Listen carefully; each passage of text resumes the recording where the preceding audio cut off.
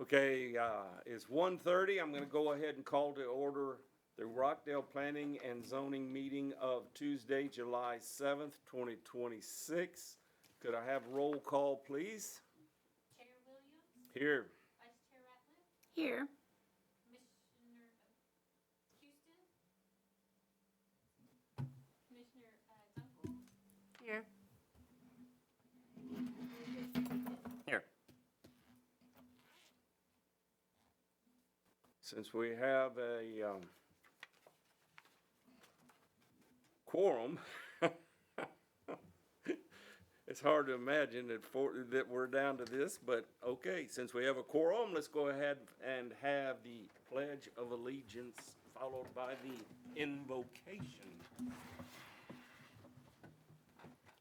I pledge allegiance to the flag of the United States of America and to the republic for which it stands, one nation, under God, indivisible, with liberty and justice for all. You like to do what you like. If you bow your heads. Heavenly Father, we come before you today in gratitude that we're able to serve on this commission and as city staff members to help lead this city as it travels through this growth period. We ask you to be with us in our guidance as we ponder on these items today and make decisions on behalf of the citizens, and we ask for you to remain with us through it all. In Jesus' name we pray. Amen. Amen. Do we have any citizens' communications? Hello, greetings. Good, how are you?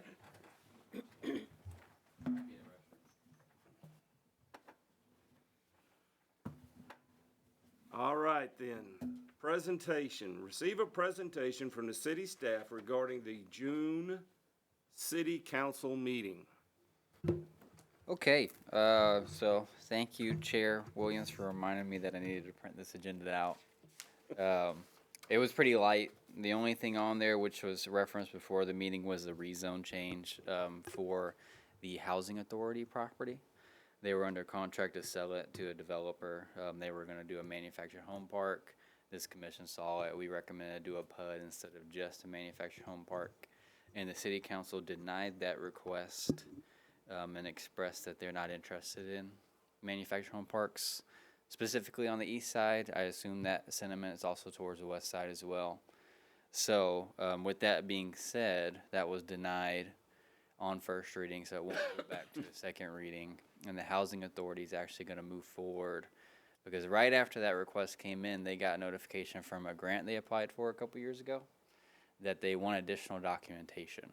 So it looks like that might be going forward, but we'll see how that goes. I think their deadline was Timing. Sometimes you. yeah. They were under contract to assist them in their approval process, so they couldn't revoke the application because they're doing a citizen participation this Thursday at the K to let the neighbors know what the idea is with the grant. Now this is back to the. this is how it's zoned as today. Right. If you remember, the commission What saw it yes. maybe 2 years ago now, a year and a Yeah. half ago, and they zoned it as a PUD for their units that they were doing. So that's the plan as of now. We'll see how it actually moves forward because they haven't done any engineering work, so they may not be able to develop it the way they think they will. We'll see. They're still in the preliminary stages, but if There's that comes interest in the back, grant. yeah, People, so. they are moving forward. So the project is not dead.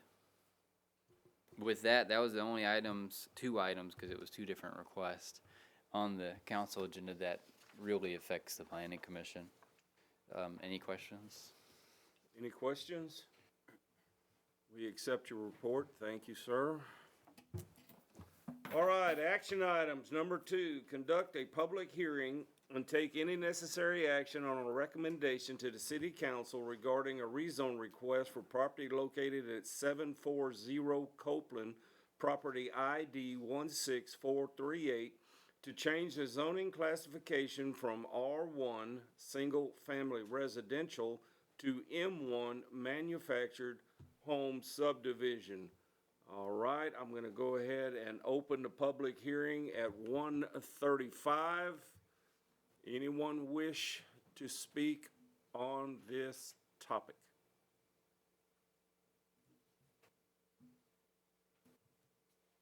Seeing that there's no one here to speak on this topic, I will hereby close the meeting just shortly after 1:35 and move on then to recommendation to city council. Okay, I'm not sure why the applicant's not here today, but this is the northern lot of two lots that the owner owns at the very north end of Copeland. The big parcel there is the baseball fields for context of where this is located. So they have a single-family house on the southern lot that they remodeled, brought up to code, and now they use it as rent property.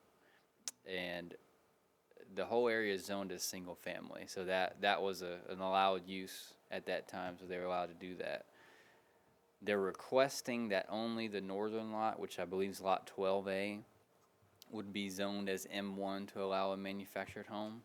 There are some manufactured homes in that area that are considered grandfathered because that whole area is single-family zoning. Staff's recommendations based on your comp plan.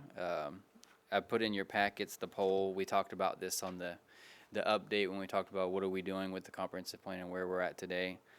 And your community sees that as the lowest importance of housing stock by a large margin. And so staff would recommend to not approve this request. Just for my curiosity, doing single lot does not qualify for spot? So spot zoning is a concept that's important to understand. The way spot zoning works is if the uses are not similar. So a manufactured home use and a residential use are hand in hand the same thing. It's just a different type of house.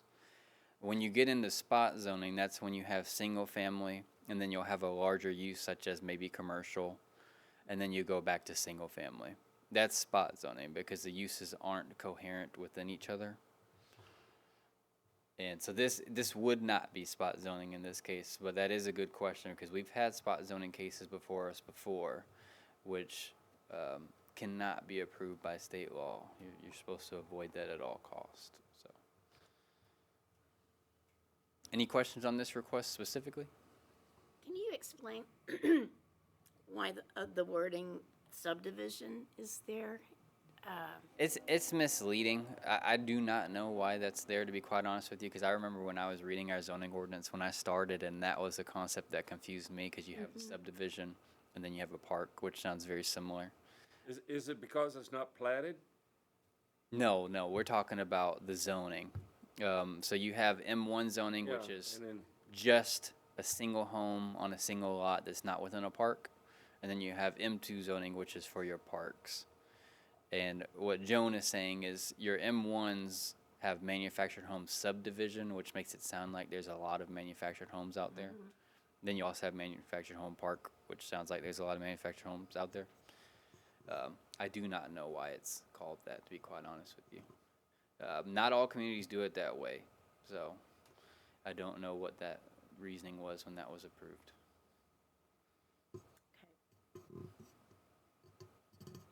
it was under our verbiage?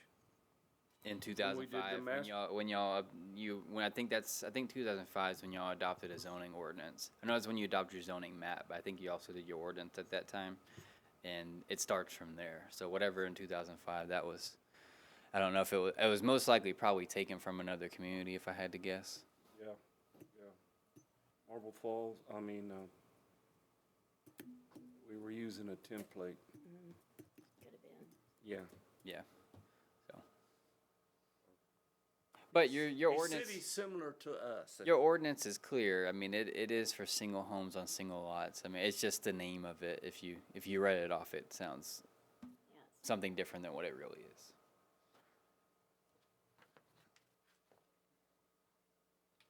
Okay, with the recommendation presented by staff and knowing the feelings of city council, here comes someone.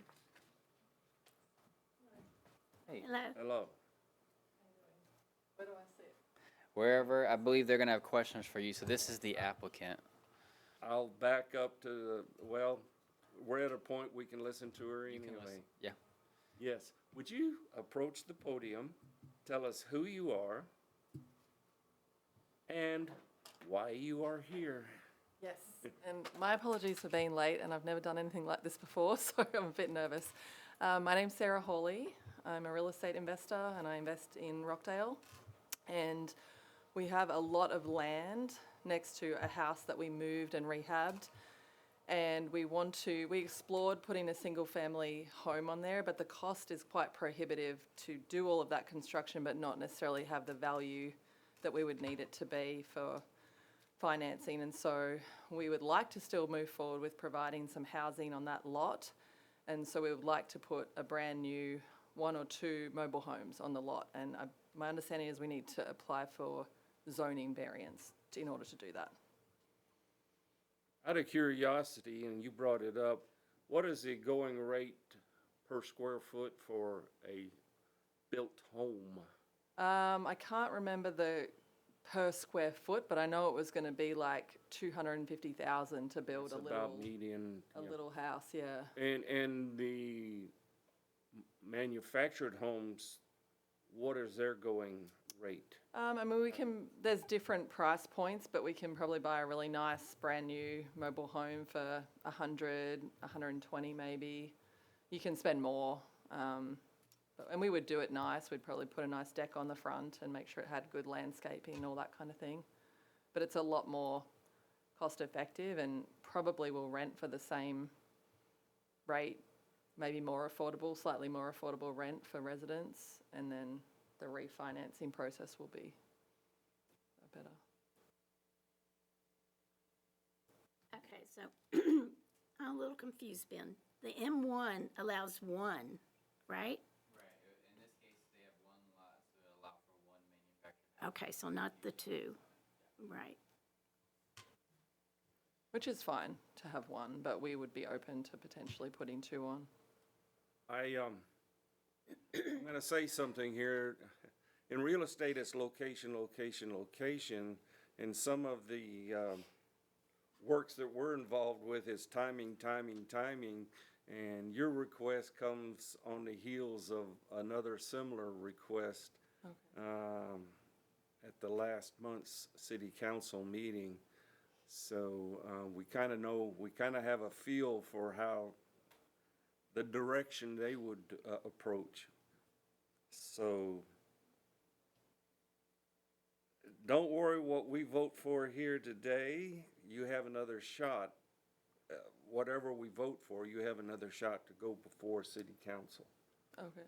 Just, you said you had never been Yeah. before, right? Okay. All right. And so have you had a chance to check out the previous city council meetings or planning and zoning meetings on YouTube? I haven't, no. I definitely recommend checking those out. That'll get you an understanding of what city council's thoughts are on the specific zone change. Okay. Like he said, it was right on the heels of another one that we had previously looked at, and so that would give you some idea of what he means by the timing. Okay. So, yeah.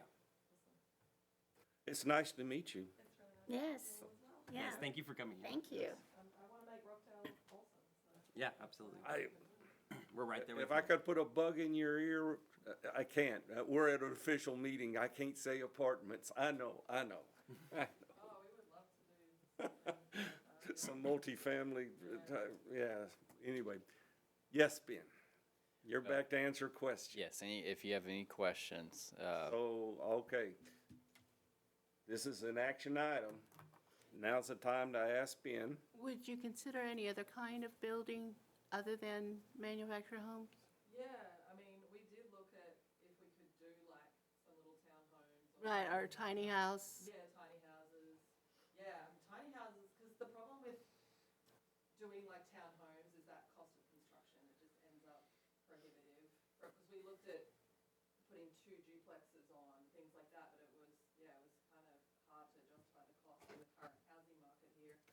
But tiny homes could be something, and I think that lot in particular, we also have the back of, so we have 736 Copeland and 74, and we moved a little house onto the front of 736. If we could put, we could probably put 3 to 5 tiny homes on the back and like an L shape, and there's access on both roads.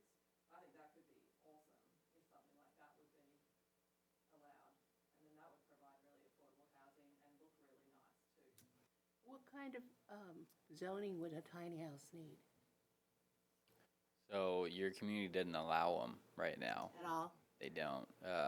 You have two factors involved. The first is how small they are. You require a minimum of 1,000 square feet, which takes it away from being a tiny home. The other part of the equation is a lot of tiny homes, if not all, are not built to local building codes. They're built to what I've heard is the RV code. I've never had one in front of me to actually look, which would not qualify it for site-built homes where you allow site-built homes because those are built to the local building code, or it wouldn't qualify it to go to manufactured home zoning because those are built to HUD codes. So it's just a completely separate code that this community just doesn't allow currently.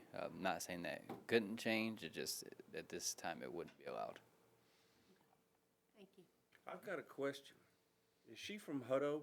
Because her accent doesn't sound like Rockdale. I'm just, Oh, oh my God. Have 72 acres back between Milano and Bors. no, that's not the accent from Atlanta or Dawes either. Australia, yeah. Okay, all right. Thank you, ma'am. All right, again, it's an action item. I'll entertain a motion.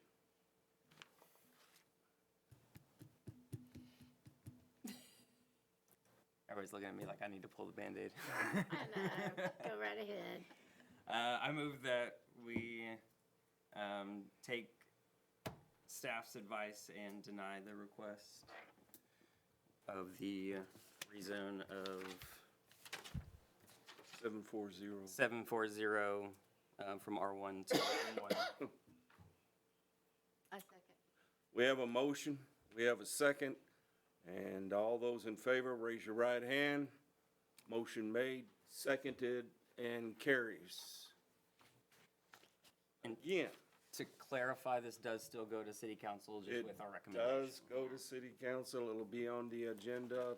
So it will be on this upcoming Monday at 5:30. You'll need to be there. Council requires applicants to be there, and they're just an advisory board. So council can make their own determination, which they will, and that will be the final say if it's approved or denied. Yeah, they in fact overrode us on our last Yeah. recommendations, so things happen. So, but his advice is solid. Be here at 5:15 to get you a seat. It's not like this for city council. It can be standing room only. So, anyway, you're free to sit and listen to the rest of this good stuff, or you can leave if you want to. Thank you for Thank coming. you, it's nice to meet you. And don't give up. Oh, I won't. I mean, I'm very invested in this area, so you'll come across me again, I'm sure, with our different projects, so. Excellent. We're here to make this town awesome. Awesome, thank you. Yeah. And yeah, thank you for that too.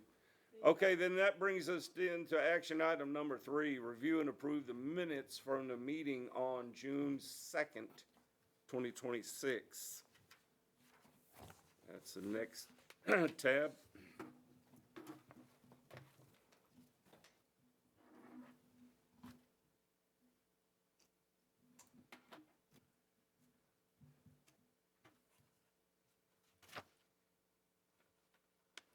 I'll make a motion to approve the minutes. I'll second. We have a motion made and seconded that we approve the minutes as written. All those in favor, right hand. Motion made, seconded, and carries. That takes us down then to action item number 4, receive the monthly code enforcement report.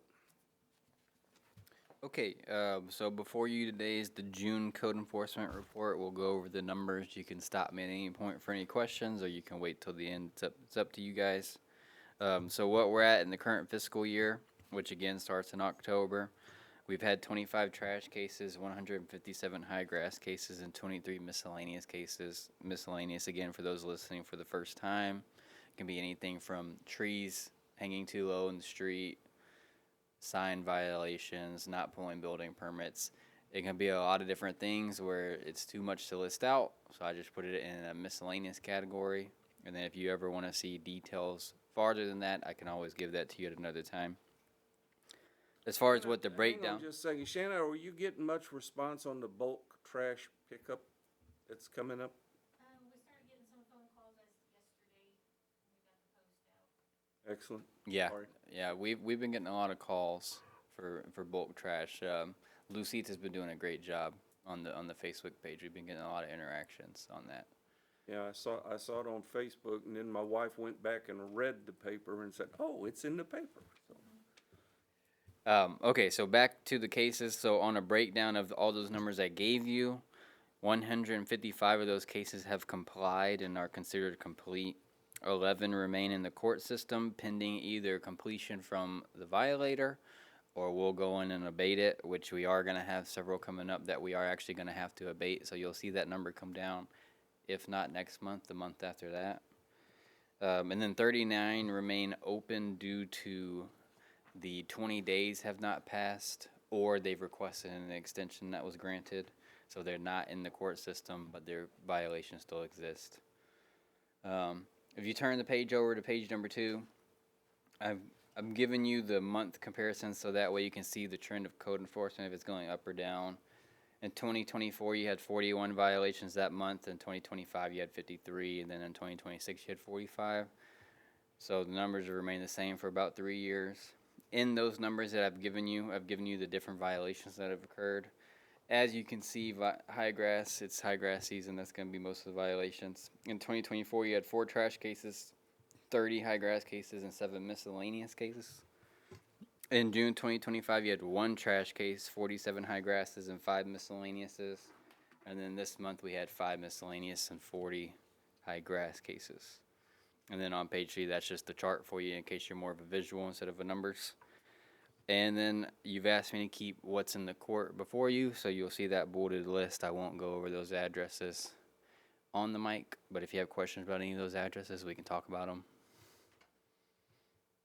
With that, that's I do want to ask about one of our habituals. Are they still in communication with us at all on the old nursing home location? No. Because it looks That- like they've totally abandoned. Yeah, that's the one. That's one that's coming up on abatement. Because they've been in the court for trash for quite a while. I put them in court for high grass because the 2 violations didn't occur at the same time. So most likely what we'll do for cost effectiveness is once that timeline passes for high grass and we can abate both of those items at the same time, then we will. And it's going to be a hefty bill for that one. Ah, But we haven't received I response. wouldn't bid on shredding that for, whoa, yeah. Yeah, it's that one's gonna eat up a lot of my budget, but you know that's what the budget's for. So. And we have enough verbiage in place. Oh, absolutely. I mean, it just you live in the United States. Citizens have their constitutional rights to their property. Oh, yeah. They're heavily protected. It takes a long time for the city to be able to go in to abate something. So unfortunately, it's a long process that plays out, but it's there to protect you guys from the city from doing things we're not supposed to be doing. Is this the one on 487? Yes, yeah, right next to the fairgrounds. Yeah. Sorry, but I drove by there the other day and I thought, woo. Oh no, yeah, they haven't been in contact with the city for years. So Who actually owns that? It's it's an owner named Jules Kaplan. Yeah. Is the owner. He's the one that's bought it when it was on the courthouse steps and has owned it since. Okay, continue on. That's the report. If you have any questions, any other questions like that, those are great questions. I'm here to answer them while you got me.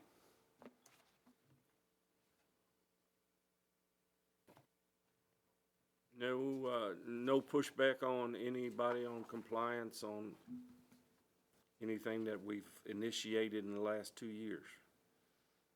No, no. To answer that question, it's been pretty straight. I mean, as far as if you're referring more to vacant commercials, it's kind of remained the same. People don't comply, so they go into the court system and then they comply after. That's still relatively the same trend, but that's something that's always going to occur. No matter how many teeth you put in an ordinance that you legally can, they're always going to have the right to not do it. You know, and then you go to the municipal court and, you know, you have a legal battle after that if they want to plead not guilty. Most of the time people just plead guilty and abate it after, but So the ordinances are strong. It's just the unfortunate part is sometimes it does take time when someone isn't willing to comply. Any other questions? Continue on, sir. That's all I have for this report. All right. We're gonna go ahead and go to action item number 6, which is conduct a workshop regarding the allowed use table. You skipped this development services report. You want that first? Yeah, I thought these were rolling them in together, but yeah. Hey, Ben, Okay. what's going on with the development? Well, so this month was a slow month, especially for new homes. So in the month of June, you issued 19 building permits, 1 demolition, 5 electrical, and 6 plumbing permits. In those permits, none of them were new homes, which makes that the second month in a row of no new homes. So in that number, that's 31 total permits issued. A rough estimate is about $220,000 of estimate improvements in smaller projects like re-roofing, window replacements, remodels, things like that. And then we did have 3 pre-development meetings. One of them is in subdivision on the west that you're already aware of. I'm sorry, 2 of those are that subdivision. Then one, we actually had an inquiry about another 1,000-acre property outside the city that they're very preliminary questions about wastewater and water capacity for feasibility reasons. So, any questions? I can't really speak much on that one, but it just throw you a little bait right there. Well, I'm sitting here doing the math. Are we looking at 3,000 houses or whatever? And I think Well, we have the so- capacity for that, but For context, because we ran the numbers on Cornerstone, we were talking, so Cornerstone I think was somewhere around 200 acres, and you're talking about 660 houses they fit out there, so if they did something very similar, you multiply that by 5. Now, on a property that big, is it going to be strictly residential? We have no idea. It's very preliminary. They did not say. They were just asking what our capacity was. So, well, If that's outside the city limits, does that still go under the city? So typically what will happen when a subdivision comes in, they make a decision of if they're going to become a MUD or are they going to annex into the city to get city utility services. In our experience, the Cornerstone subdivision was owned by the city, so we annexed it in before we sold it. The one on the west wants to annex in because they'd like to have city services. This one, I do not know. That's the feasibility study. They're trying to see, is it reasonable to be in the city and get city services, or should we just do our own thing? So, oh, I'm just trying to remember where the water, oh, it dries as you go to the north and, Yeah. and you know, it's, yeah. But. Okay. Any questions on that? Nope. Thank you, sir. That'll take us to number 6 then, the workshop. okay, so we talked about this as colleagues because we didn't make a quorum last meeting, and so I wanted to bring this in an official capacity so that way you can make a official recommendation on how we want to move forward with this. For context, this is about Jesse Alcala came, the owner of Dusty Boots, asking the city to potentially have temporary RV hookups there as he's either trying to sell the property or bring more food trucks in to use the property as its intended use. In discussion with him, there is not such a thing as a temporary use. You're either going to use it as RV hookups, which would deem it as an RV park, which isn't allowed on your allowed use table, or you could not do that. I did do some research because some questions were asked in our conversation of if we could do temporary uses, which temporary uses are typically like a small event. Think of the fair. When someone comes in for the fair for maybe 3 to 5 days, they set up we'll just use carnivals. Carnivals are typically, I think they're even in our allowed use table, that it's a temporary use. You can come in to the fairgrounds, set up a carnival. You'll be temporary, so you're allowed by right temporarily, but you couldn't have a carnival 24/7, 365 days of the week. So it's very short, which is not Mr. Alcala's intent. And I, as staff, wouldn't recommend putting that in as a temporary use, because then you come into, Say that again now. I wouldn't recommend a temporary use, and the reason I say that is when you start setting up living quarters, you start getting into the realm of establishing residencies, which then they have the right to have eviction notices, and it starts getting far beyond what a temporary use would be considered.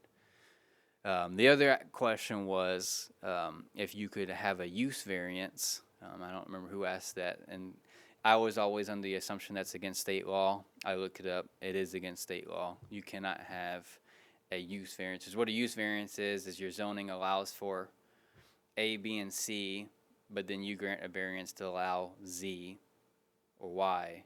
If it's not allowed, it's not allowed. You can't give them a variance to allow it. It's either got to be allowed for everybody or it's not allowed at all. Oh. Got it, yeah. So that's where we stand. So this workshop's more to ask for direction. Is this something that the commission wants to see added back in? Because what this leaves as choices is, are we allowing RV parks back in the allowed use table? Which I don't think council's gonna like that recommendation, or are we gonna remain leaving it out? And then Mr. Alcala just won't be able to do that sort of use for his property. I don't have any other ideas for a creative avenue to allow that to happen. Did you find any cities that do have the temporary use type stuff? Not for RV parks, no. Or RV hookups. Yeah. Yeah, not for that. Other cities do have temporary, and we do as well, but like I said, it's usually for special events or very temporary items such as live music events where you allow someone to come set up trucks and stay for a couple of days. That's usually what the temporary use is for. It's nothing more than 3 to 5 days is what I've seen. I'm not saying it doesn't exist, it's just what I've seen in other communities.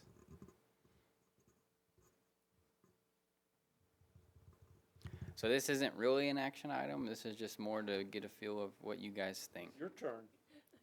It's your turn to ask questions. Yeah, I've exhausted all my. Yeah, I was gonna say, ideas. I don't have any questions. Unfortunately. Well, bud. I don't really see the point. Yeah, Or if changing you've got an ordinance that says, or we're saying no more RV parks, then Well, and we just did that one, right? Yeah, That was pretty recent, so it's. Yeah, that one was taken out a couple years ago. Council decided on that a while ago, and it's just never been asked since then. I think that might have been 2023 or 2024. So I mean, some time's passed since you've Yeah. done it, but I don't think the sentiment has really changed on council regarding that. But it is a different council, because the other council that did that, most or all, have gotten off the city council and they've been replaced. So. we'll know more Monday. Yeah, so just for context, what the chair's saying is there is a workshop on the council meeting that you guys requested for the just guidance from the city council. Because right now we're operating strictly on comprehensive plan recommendations. And so it's more just a feel of what they want to see, so. And that's at their meeting schedule for a workshop? It's towards the end of the agenda, and it'll be on Monday at 5:30. You don't have to attend. I'll be standing on your guys' behalf with, I believe Chair is gonna be there, and anybody's welcome to come. It's a workshop just to talk about whatever guidance you need. I don't think, I'd have to talk to Tim, but I don't think the comprehensive plan presentation that I gave is in that workshop. But we'll see what he says. Have you worked up an agenda? For the for the council? workshop? Oh, no, it's on the council agenda. Yeah, so if you want to attend, let Shanna know, because if enough people attend and a quorum happens, we need to post the potential quorum notice. Right. Yeah, so I we, am planning to attend. Yeah, I'd Okay. like to attend. And I'm thinking I'll attend too, unless Okay. something happens. so then we'll go ahead and post it. If you can't make it, there's no strikes. You know, you do not have to show up. You can always watch it on YouTube. So, Good job. Great. Okay, well, that didn't take any action, so if you don't have any other questions, that's all I have on the agenda today. To be continued Monday, 5:30. Excellent. Well, having said that, it's 2:05. I hereby adjourn the July meeting of Planning and Zoning Commission. Y'all made me rip the Band-Aid off. I'm the only one that knows her.